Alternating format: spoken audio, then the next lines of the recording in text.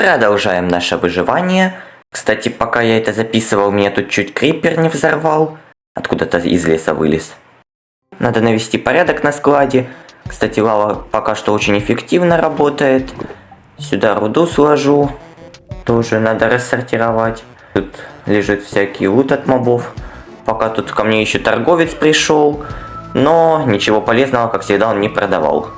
По итогу на складе получилось как-то так. По 5 сундукам раскидал. И отправляюсь теперь в путешествие. Вдалеке виднеется аванпост. Надо его залутать. Профессионально расправляюсь с одним разбойником. Кстати, других тут не было. И в сундуке из прикольного был рог и шаблоны. Так, а вот и остальные ребята. Ну ладно, пусть живут. Поплыли дальше. Так, что-то тут опять виднеется какой-то лес еловый. И это, кстати, не есть хорошо. Потому что нам-то нужен теплый биом, чтобы найти эти огурцы морские.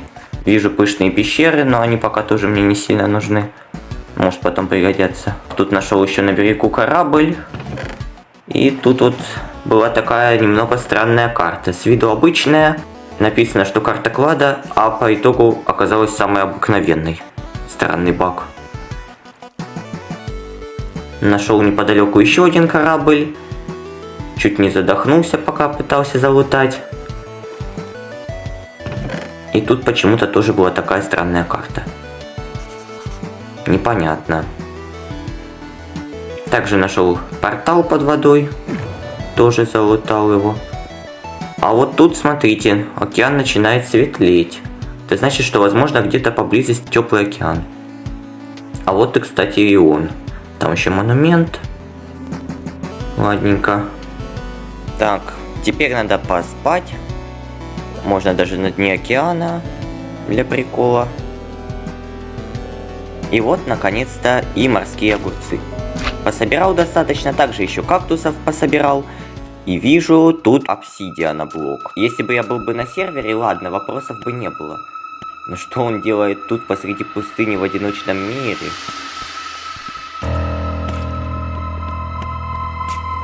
Меня очень заинтересовало это явление. Там оказался под ним еще один блок обсидиана. Перебирал все возможные способы, как он мог тут оказаться. Но объяснение было гораздо проще. Это всего лишь портал. Так, спускаюсь теперь в храм. Тоже его надо залутать.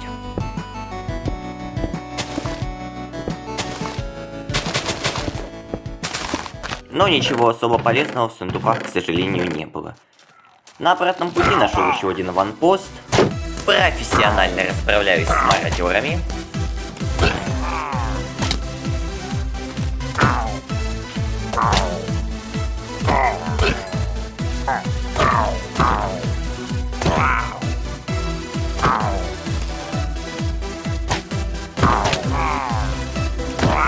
На этот раз у нас была уже полная компания. В сундуке был какой-то мусор. Ну и ничего страшного.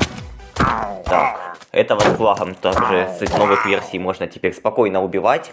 Вместо эффекта выпадает бутылочка. Нашел еще грибной остров, кстати, довольно редкий биом. Не так часто он мне встречался. И обычно на довольно больших координатах. А тут вот так вот поблизости довольно-таки. Решил подарить корову.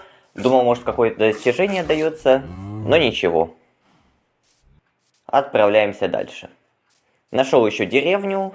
По-быстрому там украл снопы сена. Ну и в целом ничего больше интересного там не было. По возвращении на базу наконец-то сделал клей. И склеил бур. Теперь настраиваю его. И он ставит рельсы. В целом механизм готов.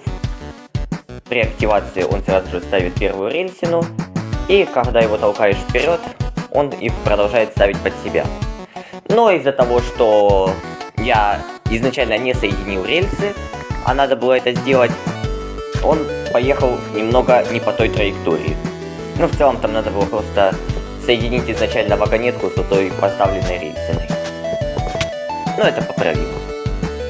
Так, теперь собираю новый механизм, а именно ферму дерева.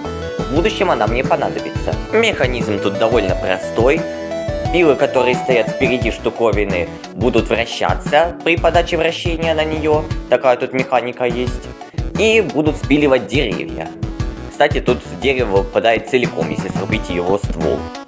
Это очень удобно, оно также и собирается автоматически в сундук. А позади стоят автономные активаторы и высаживают саженцы из сундука. Поэтому важно выставить необходимые саженцы в фильтр, чтобы не ставился всякий мусор и блоки дерева, потому что бывает и такое.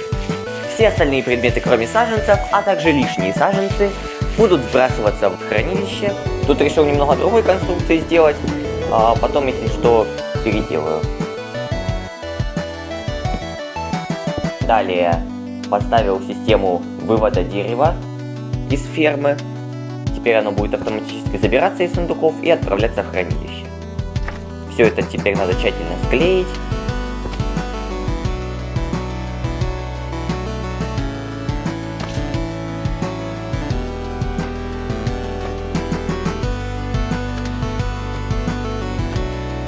И вот вставить деревца в фильтры. Решил пока что сажать дуб, потом я там еще добавил елку через один. Так, активировал, но она вращается немного не в ту сторону. Ну ничего страшного, это поправимо.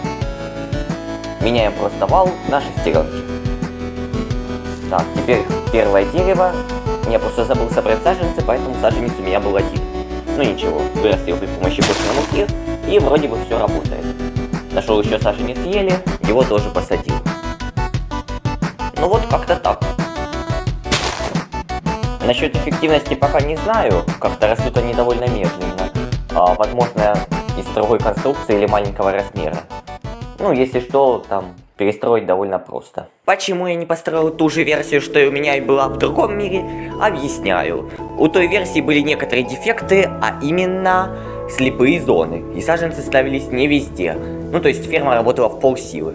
Возможно, так будет лучше, возможно, хуже. Изначально я думал эту ферму сделать источником энергии для будущего котла, но сейчас у меня там появилась немного другая идея, и в целом эта ферма не сильно нам понадобится, так что пусть будет как есть. А на этом буду завершать. В следующий раз, я думаю, стоит заняться зачарованием.